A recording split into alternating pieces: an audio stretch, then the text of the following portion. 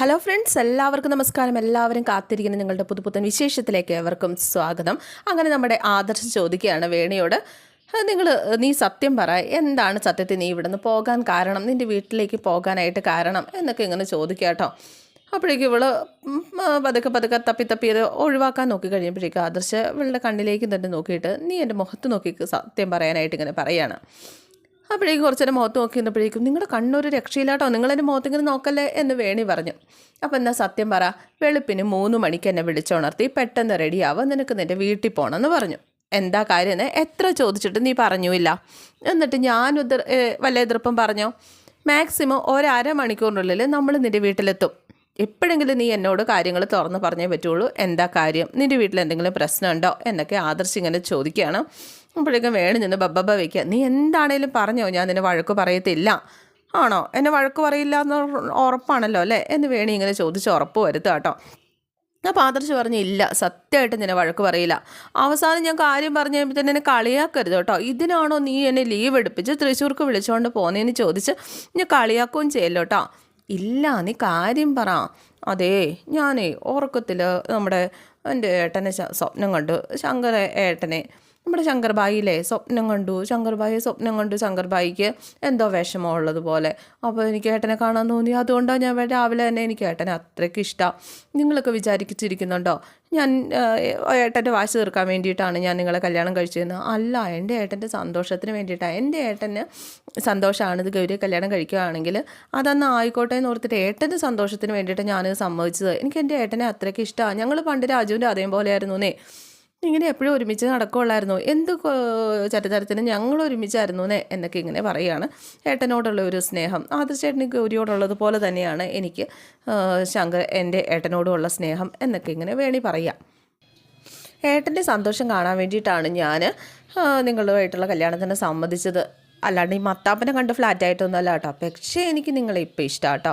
വേറൊന്നും വേണ്ട, എനിക്ക് എൻ്റെ ഏട്ടനെ ഒന്ന് കണ്ടാൽ മാത്രം മതി. അത്രേ ഉള്ളൂ. പുള്ളീനെ ഒന്ന് കാണുമ്പോഴേക്കും എൻ്റെ മനസ്സിൻ്റെ സന്തോഷവും സ്വസ്ഥതയൊക്കെ എനിക്ക് തിരിച്ചു കിട്ടും. നമുക്ക് എന്നിട്ട് അപ്പം തന്നെ ഇങ്ങോട്ടേക്ക് പോരാം. അതിനാട്ടോ ഞാൻ നിങ്ങളിങ്ങനെ ബുദ്ധിമുട്ടിച്ചത്, സോറി കേട്ടോ എന്നൊക്കെ പറഞ്ഞ് വേണി പറയുന്നത് കേട്ടോ ആദർശ് അന്തം വിട്ടിങ്ങനെ നിൽക്കുക കേട്ടോ. അല്ലാണ്ട് നിങ്ങൾ കരുതുന്ന പോലെ നിങ്ങളുടെ വീട്ടുകാരുടെ കുറ്റമൊന്നും പറയാൻ വേണ്ടിയിട്ടല്ല. അന്ന് എനിക്ക് ബോധമില്ലാതെ ഓരോന്നൊക്കെ പറഞ്ഞു എന്ന് വെച്ച് ഇപ്പോൾ ആദർശേട്ടൻ്റെ വീട്ടിലെ കുറ്റം പറയുമോ? ഇപ്പം അങ്ങനെ അല്ലല്ലോ. ആദർശേട്ടന് ഇപ്പം എന്നെ ഇഷ്ടമായില്ലേ? എന്തേ ഇപ്പം എൻ്റെ മത്താപ്പന് സമാധാനമായോ എന്നൊക്കെ ഇങ്ങനെ ചോദിക്കുക. അപ്പോഴേക്കും ആദർശം ഒന്നും മിണ്ടാണ്ട് ഇങ്ങനെ നോക്കി നിൽക്കുക. ഇന്ന് ചിരിക്കൻ്റെ ചുള്ളാന്ന് പറഞ്ഞാൽ കവളത്ത് പിടിച്ചൊരു ചുള്ളൂടെ കൊടുത്തു ആദർശൻ്റെ വേണി. അപ്പോഴേക്കും ആദർശ് പുഞ്ചിരിക്കുക കേട്ടോ. ഇതേ സമയം ചാരങ്ങാട്ട് വീട്ടിൽ വൻ പ്ലാനിങ്ങിലാണ്. കുറേ പെട്രോളും എടുത്തു വെച്ച് നമ്മുടെ ശേഖരൻ കുറേ പാത്രത്തിൽ കുറേ പെട്രോൾ അവിടെ ഇവിടെ വെച്ചു. ചവിട്ടിയിൽ ഇങ്ങനെ എന്തൊക്കെയോ പെട്രോൾ ഒഴിച്ചിട്ടു. അതൊക്കെ കണ്ടു കഴിഞ്ഞപ്പോഴേക്കും രാധാമണി അന്തം വിട്ട് ഇങ്ങനെ നിൽക്കുക കേട്ടോ. രാധാമണിയുണ്ട്, വേലക്കാരിയുണ്ട്. അമ്മയ്ക്ക് എൻ്റെ പ്ലാൻ മനസ്സിലായില്ല അല്ലേ? അപ്പോൾ ഇല്ല, ഞാൻ വ്യക്തമായിട്ട് പറഞ്ഞുതരാം എന്നൊക്കെ പറഞ്ഞിട്ട് പ്ലാൻ പറഞ്ഞു കൊടുക്കുകയാണ് കേട്ടോ. അങ്ങനെ പ്ലാനൊക്കെ പറഞ്ഞു കൊടുത്ത് അങ്ങനെ ഈ കുടുംബത്തിൽ അഗ്നിശുദ്ധി വരും.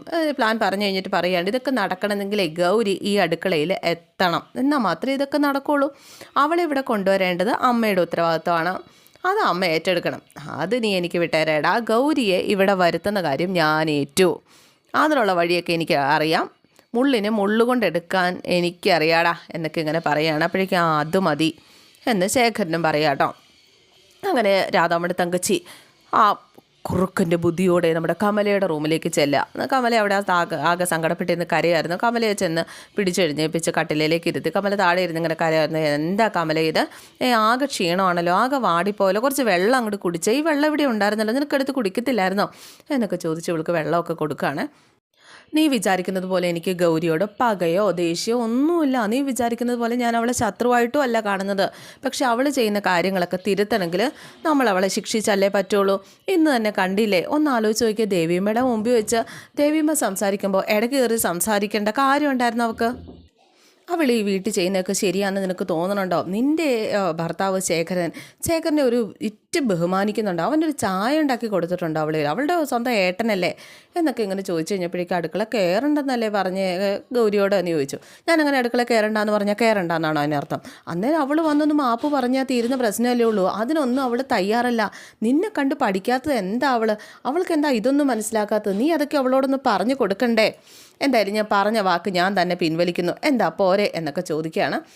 എന്നിട്ട് പറഞ്ഞു, ഒരു കാര്യം ചെയ്യാം, ഇന്ന് എല്ലാവർക്കും ഉള്ള ആഹാരം അവൾ തന്നെ ഉണ്ടാക്കിക്കോട്ടെ, ഞാൻ ഇതിലൊന്നും പറയുന്നില്ല. അപ്പോൾ കമലയ്ക്ക് ഒത്തിരി സന്തോഷമായിട്ടോ.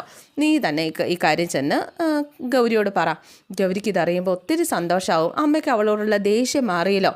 ഗൗരിയെ സഹായിക്കാൻ ഞാനും ഒപ്പം കൂടാമേ.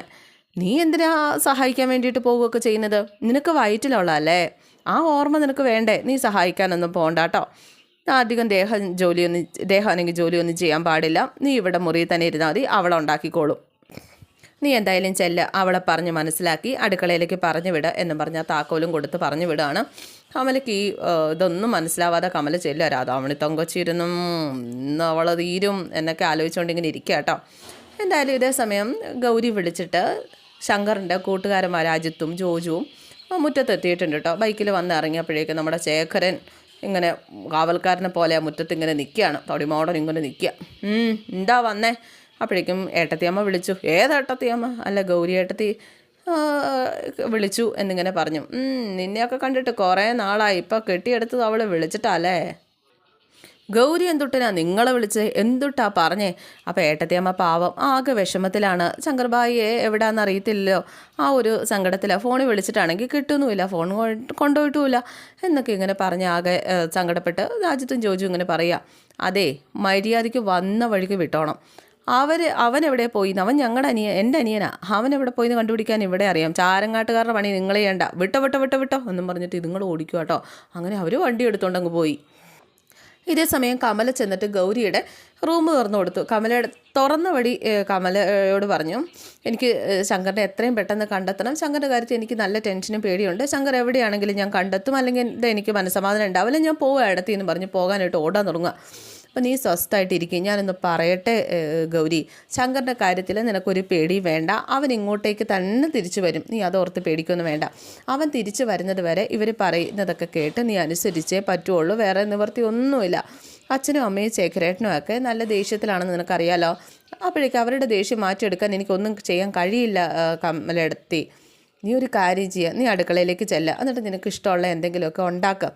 അപ്പോൾ ഞാൻ അടുക്കളയിൽ കയറണ്ടെന്നല്ലേ പറഞ്ഞിരിക്കുന്നത് എന്ന് പറഞ്ഞപ്പോഴേ കമല പറഞ്ഞു, ഇവിടെയുള്ളവരെ സന്തോഷിപ്പിക്കാൻ ഈ ഒരു വഴിയേ ഉള്ളൂ. അതൊക്കെ മാറി. അമ്മ തന്നെ പറഞ്ഞു നീ എന്നോട് എന്തെങ്കിലും ഉണ്ടാക്കാനായിട്ട്. നീ എതിർപ്പൊന്നും പറയരുത്, അമ്മ തന്നെ എന്നോട് പറഞ്ഞതാണ്. എന്തായാലും നീ ഇത് ചെയ്ത് കഴിഞ്ഞിട്ടുണ്ടെങ്കിൽ ശങ്കറിനെ അന്വേഷിക്കാൻ ശേഖരേട്ടനെ പറഞ്ഞു വിട്ടോളും. അപ്പം ഗൗരി ചോദിച്ചു, കമലടുത്ത് ഇവിടുത്തെ ജോലി ചെയ്യാൻ എന്തെങ്കിലും മടി കാണിച്ചിട്ടുണ്ടോ? അപ്പോൾ ഇവിടെയുള്ളവർ അങ്ങനെയാണ് എന്ന് കമല ഇങ്ങനെ പറയാം. അല്ല, എന്തെങ്കിലും ഉണ്ട് എന്നോട് നേരിട്ട് പറയാൻ പാടില്ല, ഇങ്ങനെയൊക്കെ ചെയ്യേണ്ട കാര്യമുണ്ടോ? എന്തായാലും ഞാൻ അവർക്കുള്ള ആഹാരം ഉണ്ടാക്കി കൊടുക്കാം, എനിക്ക് ഒരു വിരോധവും ഇല്ല എന്നും പറഞ്ഞിട്ട് ഗൗരി ആഹാരം ഉണ്ടാക്കാനായിട്ട് പോവാം. അങ്ങനെ ഇവർ താഴേക്ക് ഇറങ്ങി ചെന്നു കേട്ടോ. താഴേക്ക് ഇറങ്ങി ചെന്നില്ല, താഴേക്ക് ഇറങ്ങി ചെല്ലാനായിട്ട് ഇവരങ്ങോട്ട് പോവുകയാണ്. ഇതേ സമയം താഴെ രാധാമണി തങ്കച്ചിയും നമ്മുടെ ശേഖരനും മേഡമൊക്കെ ഇങ്ങനെ കാത്തിരിക്കുക. അമ്മേ, ഞാൻ പറയുന്നത് ശ്രദ്ധിച്ച് കേട്ടോണം. എന്നിട്ട് വേലക്കാരിയോട് പറഞ്ഞ് നിന്നോടും കൂടിയാണ്, ഒരു കാരണവശാലും ഇത് പാളിപ്പോകാൻ പാടില്ല. അവൾ അടുക്കളയിലേക്ക് ചെന്ന് ഗ്യാസ് കത്തിക്കണ ആ ഒരു സമയത്ത് നമ്മൾ പുറത്ത് വന്നിട്ട് ആ ചരടിലേക്ക് തീ കൊളുത്തിയിടണം. അതായത് അവിടെ നിന്നൊരു ചരട് പുറത്തേക്ക് ഇട്ടിട്ടുണ്ട്, അവിടെ നിന്ന് തീ കൊളുത്തണം. അമ്മ വേണം തീ കൊളുത്താനായിട്ട്, ഞാൻ സിഗ്നൽ തരാം എന്നൊക്കെ ഇങ്ങനെ പറയുകയാണ്. അപ്പോഴേക്കും ഉണ്ടല്ലോ നമ്മുടെ മേഡത്തിൻ്റെ കയ്യിൽ നിന്ന് വേലക്കാരിയുടെ കയ്യിൽ നിന്ന് നമ്മുടെ രാധാമണി തങ്കച്ചി അങ്ങോട്ടേക്ക് ലാമ്പ് മേടിക്കുക. അപ്പോൾ ആദ്യം ഇവർ പ്ലാൻ ചെയ്യുന്നത് ഇവള് ജോലി തുടങ്ങി കഴിയുമ്പോഴേക്കും കത്തിക്കാനാണ്. അവിടെ ചെന്ന് നിൽക്കുമ്പോഴത്തേക്കും കത്തിക്കാമെന്ന് ശേഖരൻ ഇങ്ങനെ പറയാം. അപ്പോൾ രാധാമണി തങ്കച്ചി പറഞ്ഞു, ശരിയാ, അല്ലെങ്കിൽ അവൾക്ക് പെട്രോളിൻ്റെ മണം വരും കുറച്ച് നേരം നിന്ന് കഴിയുമ്പോഴേക്കും. അമ്മയ്ക്ക് ബുദ്ധിയുണ്ടല്ലോ, നിൻ്റെ അച്ഛൻ്റെ കൂടെയല്ല താമസിക്കുന്നത്, ഉരുട്ട ബുദ്ധിയൊക്കെ അറിഞ്ഞിരിക്കണമല്ലോ. ആ കൊച്ചമ്മ മേഡം ഇപ്പോൾ വരും എന്നും പറഞ്ഞിട്ട് നിൽക്കുക. എന്തായാലും അപ്പോഴേക്കും നമ്മുടെ ഗൗരി ഇറങ്ങി വരികയാണ്. അപ്പോൾ അടുക്കളയിൽ കയറിയ ഉടനെ അടുക്കളയുടെ വാതിൽ പുറത്തുനിന്ന് പൂട്ടാനാണ് ഇവരുടെ പ്ലാന്. ആ സമയത്ത് തീ കൊളുത്തണം പുറത്തുനിന്ന് നമ്മുടെ രാധാമണി തങ്കച്ചി. എന്തായാലും നമ്മുടെ ഗൗരി അങ്ങോട്ടേക്ക് ഇറങ്ങി വന്നു. ഗൗരി അടുക്കളയിലേക്ക് പോകാനായിട്ട് തുടങ്ങുമ്പോൾ കമലയും കൂടെ പോകാനായിട്ട് തുടങ്ങുകയാണ്. അപ്പോഴേക്കും കമലയെ പിടിച്ച് ശേഖരൻ നിർത്തിയിട്ട് പറഞ്ഞു എനിക്ക് കുറച്ച് സംസാരിക്കാനുണ്ട്, നീ അവിടെ നിൽക്കാൻ പറഞ്ഞ്. അങ്ങനെ ഗൗരി അകത്തേക്ക് കയറി പോകാനിരിക്കുക കേട്ടോ. ചാരങ്ങാട്ട് മഹാറാണിയാകാൻ വന്നവൾ ഒരു പിടി ചാരമായിട്ട് ഇപ്പോൾ ചാരമായി മാറാൻ പോവുകയാണ്. ആ ഒരു ചാരം പോലും അവളുടെ തന്തയ്ക്കും വീട്ടുകാർക്കും കൊടുക്കരുത് എന്നൊക്കെ രാധാമണി ഇങ്ങനെ മനസ്സിൽ പറയുകയാണ്. എന്തായാലും നമ്മുടെ ഗൗരി അകത്തേക്ക് കയറി പോകാൻ തുടങ്ങിയപ്പോഴാണ് അമ്മേന്നൊരു വിളി കേട്ടോ. മറ്റാരുമല്ല, നമ്മുടെ വേണി എത്തിയതാണ്. അമ്മേന്ന് വിളിച്ചുകൊണ്ട് വേണിയെ കണ്ട് സന്തോഷിക്കുന്നതിന് പകരം കണ്ണും തള്ളി നിൽക്കുക രാധാമണി തങ്കച്ചി. ഗൗരിക്കാണെങ്കിൽ നല്ല സന്തോഷമായി. വേണി ഓടിയവർക്കരികിലേക്ക് വരികയാണ്, വേണിയും ആദർശ്. പെട്ടെന്ന് തന്നെ വേണി അരികിലേക്ക് വന്നപ്പോൾ തന്നെ കയ്യിലിരുന്ന ലാമ്പ് വേലക്കാരുടെ കയ്യിലേക്ക് അങ്ങോട്ട് കൊടുത്തു വിട്ടു. അവരുടെ പ്ലാനൊക്കെ പൊളിഞ്ഞ് പാളീസാകുന്നതിൻ്റെ ആദ്യ പടിയാണ്. അമ്മയെന്നും പറഞ്ഞിട്ട് അമ്മേനെ കെട്ടിപ്പിടിക്കുക കേട്ടോ. അപ്പോഴേക്കും ഗൗരി ചോദിച്ചു, ആദർശേട്ടാ ഇങ്ങോട്ടേക്ക് വരുന്ന കാര്യം ഒന്ന് വിളിച്ചു പോലും പറഞ്ഞില്ലല്ലോ. ഞാനാ പറഞ്ഞത്, ആരോടും പറയേണ്ട കാര്യമില്ല, ഏട്ടത്തിക്ക് ഒരു സർപ്രൈസ് ആയിക്കോട്ടെ എന്ന് വിചാരിച്ചു. ഗൗരി കണ്ണും തള്ളി ഇങ്ങനെ നിൽക്കുക. ആദ്യമായിട്ടാണ് വേണി ഏട്ടത്തി എന്ന് വിളിക്കുന്നത്. ആദർശേട്ടാ നമ്മുടെ ഏട്ടത്തി ഷോക്കായിട്ട് നിൽക്കണ കണ്ടില്ലേ എന്നൊക്കെ ഇങ്ങനെ ചോദിക്കുകയാണ്. എൻ്റെ ഏട്ടൻ്റെ ഭാര്യ ഏട്ടത്തി എന്നല്ലാണ്ട് പിന്നെ എന്തുട്ടാ വിളിക്കുക? അല്ല വേണി ആദ്യമായിട്ടല്ലേ എന്നെ അങ്ങനെ വിളിക്കുന്നത്. എനിക്ക് എന്താണോ ഇന്ന് അങ്ങനെ വിളിക്കണമെന്ന് തോന്നി, അതുകൊണ്ടാണ് ഞാൻ വിളിച്ചത്. അല്ല ഇന്നങ്ങനെ വിളിച്ചു എന്ന് വെച്ചാൽ എന്നും അങ്ങനെ വിളിക്കൊന്നുമില്ല കേട്ടോ. എനിക്ക് ഗൗരി എന്ന് വിളിക്കാൻ തോന്നുമ്പോൾ ഞാൻ ഗൗരി എന്ന് വിളിക്കും. അല്ലേ ആദർശേട്ടാ അങ്ങനെ വിളിച്ചാൽ പോരെ എന്നൊക്കെ ചോദിച്ചപ്പോഴേക്കും നിനക്ക് എന്താണോ ഇഷ്ടം അത് നീ ചെയ്തോളാനായിട്ട് ആദർശ് പറയുകയും ചെയ്തു കേട്ടോ. ചിരിച്ചുകൊണ്ട് തന്നെയാണ് പറയുന്നത്. ആ സമയത്താണ് നമ്മുടെ വേണി ചോദിക്കുന്നത്, എവിടെ നമ്മുടെ ശങ്കർഭായി? ചുള്ളനെ കാണുന്നില്ലല്ലോ, ആളിവിടെ ഇല്ലേ? ഏട്ടൻ പുറത്ത് പോയിരിക്കുകയാണോ എന്നൊക്കെ ചോദിച്ചപ്പോൾ ശേഖരനും രാധാമണി തങ്കച്ചിക്ക് അന്തം വിട്ട് ഇങ്ങനെ നിൽക്കുക. അല്ല ഏട്ടത്തിയുടെ മുഖം എന്താ വല്ലാതിരിക്കുന്നത്? നമ്മുടെ വീട്ടുകാരും ഏട്ടത്തിക്ക് ഫുഡൊന്നും ശരിക്കൊന്നും തരുന്നില്ലേ? അമ്മേ എൻ്റെ ഏട്ടത്തിയെ നല്ലോണം നോക്കുന്നൊന്നും ഇല്ലേ? ഇല്ല ഏട്ടത്തി എന്നൊക്കെ ഇങ്ങനെ ഗൗരിയോട് ചോദിക്കുക. അപ്പോൾ ഗൗരി പറഞ്ഞു, എനിക്കിവിടെ കുഴപ്പമൊന്നുമില്ല വേണി. അങ്ങനെയല്ലാലോ, എന്തോ പ്രശ്നമുള്ളതായിട്ടാണല്ലോ എനിക്ക് തോന്നണത്. എന്തുട്ടാ പ്രശ്നം? പപ്പാറ എന്തുട്ടാ പ്രശ്നം? അപ്പോൾ പ്രശ്നമൊന്നുമില്ല എന്ന് പറഞ്ഞു കഴിഞ്ഞപ്പോഴേക്കും ശേഖരൻ ചോദിച്ചു, അമ്മേ കണ്ടില്ലേ അമ്മയുടെ വേണി മോള് ഇവിടെ വന്നതിന് ശേഷം കണ്ടില്ലേ എല്ലാവരുടെ വിശേഷവും ചോദിച്ചു. അമ്മയോട് വിശേഷം വല്ലതും ചോദിച്ചോ? ഒരു വിശേഷവും ചോദിച്ചില്ല. അല്ല നിൻ്റെ അമ്മയല്ലേ, നിൻ്റെ പെറ്റമ്മയല്ലേ ഇത്? നിനക്ക് ഏട്ടത്തിനെ കുറിച്ചൊക്കെ. അപ്പോൾ രാധാമണി തങ്കച്ചി പറഞ്ഞു, അതിനിവളെന്നെ അന്വേഷിച്ചില്ലെങ്കിൽ എന്താ, ഗൗരിനെ ഏട്ടത്തിന്ന് വിളിച്ചല്ലോ. എൻ്റെ മോളെ എങ്ങനെയൊക്കെ മാറ്റിയെടുക്കാൻ കാരണം ആദർശ നീയാട്ടോ എന്ന് പറഞ്ഞു കഴിഞ്ഞപ്പോഴേക്കും വേണി പറഞ്ഞു, അതിൻ്റെ ഫുൾ ക്രെഡിറ്റ് ആദർശേട്ടന് മാത്രമായിട്ട് കൊടുക്കരുത് കേട്ടോ. നമ്മുടെ പ്രൊഫസറും നന്ദിനിയും അമ്മയൊക്കെ കട്ടിക്ക് ശ്രമിച്ചോണ്ടാട്ടോ ഞാനിങ്ങനെ മാറിയത്. ഇല്ലായിരുന്നെങ്കിൽ ഞാൻ മാറൂല കേട്ടോ. ഈ മത്താപ്പ് ഉണ്ട് കേട്ടോ അതിൻ്റെ പുറകിൽ. ഒരു ചെറിയൊരു ക്രെഡിറ്റ് ആദർശേട്ടനും കൊടുക്കാം, വലിയ ക്രെഡിറ്റ് ഒന്നും കൊടുക്കാൻ പറ്റത്തില്ല. അല്ല കമലേട്ടത്തി എന്തുട്ടോ ഒന്നും മിണ്ടാണ്ട് നിൽക്കണത്? അപ്പം കമല പറഞ്ഞേ പ്രത്യേകിച്ചൊന്നുമില്ല ആദർശേട്ടാ.